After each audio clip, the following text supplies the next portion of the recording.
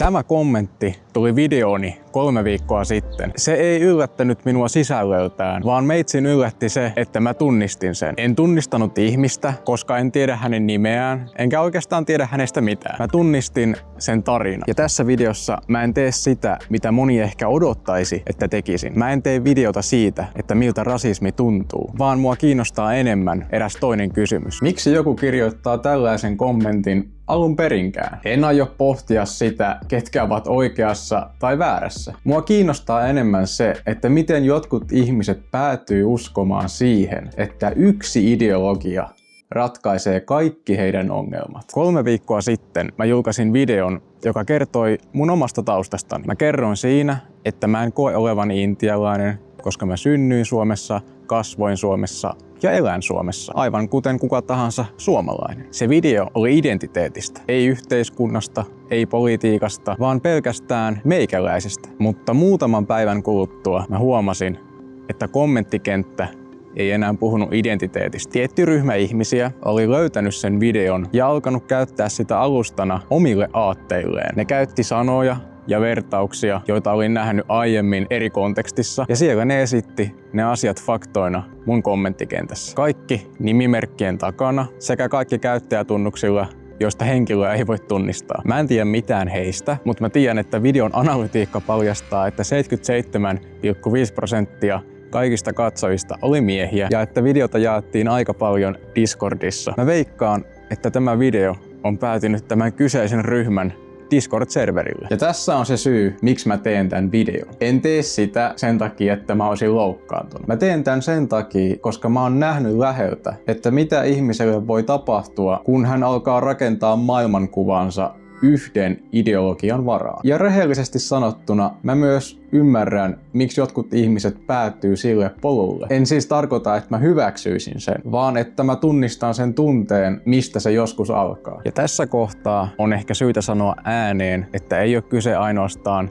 mun kommenttikentästä. Suomihan oli aiemmin tänä vuonna kansainvälisissä uutisissa, eikä niinkään hyvästä asiasta. Mutta mä en aio ruotia noita kohuja tässä videossa. Ne ovat oire, ja oireista puhuminen on helppoa. Tämä video ei oikeastaan ole rasismista. Tämä video kertoo enemmän siitä, että mitä ihmiselle tapahtuu, kun elämä on täynnä kaaosta. Ja miten silloin merkityksen voi löytää vaikka mistä. Mitä sitten tapahtuu, kun sen merkityksen tarjoaa väärä taho. Se kysymys alkoi avautua vasta sitten, kun luin niitä kommentteja tarkemmin. Jos tällaiset ilmiöitä purkaavat videot kiinnostaa sua, niin tilaa kanava. Mä teen näitä joskus. Kun mä luin niitä kommentteja, mä huomasin niissä yhden asian. En saanut nimiä, enkä voi tietää profiilikuvasta, että kuka kirjoitti. Se oikeastaan sai mut pohtimaan laajemmin, että miten nuoret miehet pärjäävät juuri nyt Suomessa. Miten heillä oikeasti menee nyt? Tai siis meillä. Miten meillä menee? Mä löysin yhden luvun, joka jäi mun mieleen. Nuorista lähes 1/3 kokee paljon tai erittäin paljon turvattomuutta oman yksinäisyytensä vuoksi. Ei koulukiusaamisen takia, ei rahan takia, vaan yksinäisyyden. Ja mä sanon nyt tän suoraan, ettei kukaan tulkitse tätä väärin. Mä en sano, että ne kommentit liittyy mitenkään yksinäisyyteen. Mä en sano, että tää luku, eli 29%, ja ne kommentit liittyy mitenkään toisiinsa. Tutkimus ei sano niin. Tää luku sai mut vaan miettimään, että millaisia kokemuksia ihmisillä saattaa olla siellä nimimerkin takana. Ja ennen kuin joku ehtii sanoa, että mä liioittelen, niin onneksi suurin osa nuorista kuitenkin voi hyvin. Terveyden ja hyvinvoinnin laitoksen mukaan suurin osa nuorista arvioi oman mielenterveytensä hyväksi. Mä en puhu suurimmasta osasta, vaan mä puhun siitä pienestä osasta, joka jää yksin ja mitä sille osalle tapahtuu seuraavaksi. Mutta olisi ihan liian helppoa sanoa, että yksinäisyys aiheuttaa tämän, koska se ei ole totta. Suurin osa yksinäisistä ihmisistä ei koskaan päädy tälle polulle. Enkä mä pysty selittämään tätä yhdellä syyllä, enkä usko, että kukaan pystyy. Siihen vaikuttaa varmasti moni asia yhtä aikaa. Se, mistä ihminen etsii identiteettiä, kokeeko hän tulleensa kohdelluksi epäreilusti, mihin porukkaan hän päätyy, mitä hän näkee netissä joka päivä ja ihan hänen omat kokemuksensa. Sen, mitä mä voin sanoa, että nämä asiat voivat tehdä ihmisestä alttiimman etsimään vahvoja selityksiä. Ne ei pakota ketään mihinkään. Mutta joillekin ihmisille se voi olla yksi lähtökohdista jollekin isommalle. Kun mä luin niitä kommentteja, niin mä löysin niistä yhtenäisen piirteen. Ja se on se, että heillä on yksi ainoa selitys kaikkiin ongelmiin. Yksi syy, joka selittää talouden, rikollisuuden, työttömyyden sekä tulevaisuuden. Ihan kaiken. Siis yhdessä kommentissa koko läntisen maailman tulevaisuus, kansojen kohtalo ja mun perheen valinnat oli sidottu yhteen ja samaan selitykseen. Yksi sana, joka avaa aivan kaiken, ainakin heidän ajattelussaan. Enkä mä nyt sano sitä sanaa ääneen, koska se on sen koko asian ydin.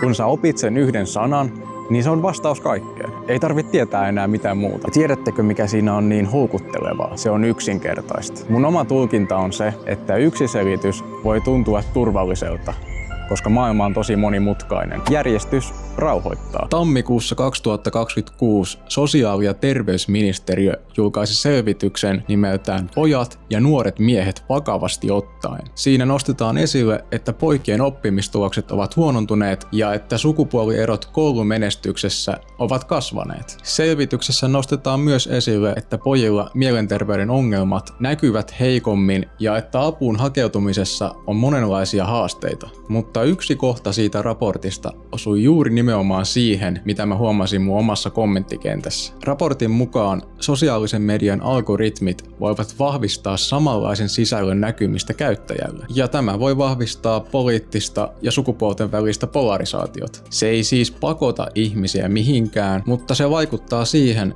millaisen maailmankuvan ihminen näkee joka päivä. Mä en voi tietää, että millainen näiden yksittäisten kommentoijien elämäntilanne on. Mä en voi mitenkään tietää sitä. Enkä aio esittää, että tiedän. Ja tässä kohtaa mun on pakko sanoa jotakin, mitä mä en ole sanonut ehkä ikinä ääneen. Mä ymmärrän tämän paremmin kuin moni ehkä uskoo. Mä sanoin videon alussa, että mä tunnistan sen tunteen, josta tää joskus alkaa. Tässä on, mitä mä tarkoitin. Se syksy, kun mä muutin Helsinkiin, oli mulle tavallaan vähän rankka. Mä olin just eronnut pitkästä suhteesta, kotiutunut Intistä ja muuttanut uuteen kaupunkiin. Miten mä sanoisin tämän? Mä en tietänyt paikkoja, enkä tuntenut ihmisiä. Niin kuin luonnollista on, kun muuttaa uuteen paikkaan. Se oli tavallaan se kaos mun elämässä, johon mä hain vähän niin kuin turvaa. Silloin mä luin aika paljon Jordan Petersonin kirjoja. Niissä on hyviä vinkkejä, esimerkiksi, että siivoo huoneesi ja että elämän pienet asiat, niillä on merkitys. Mutta se on myös totta, että Peterson kääntyy vähän oikealle päin.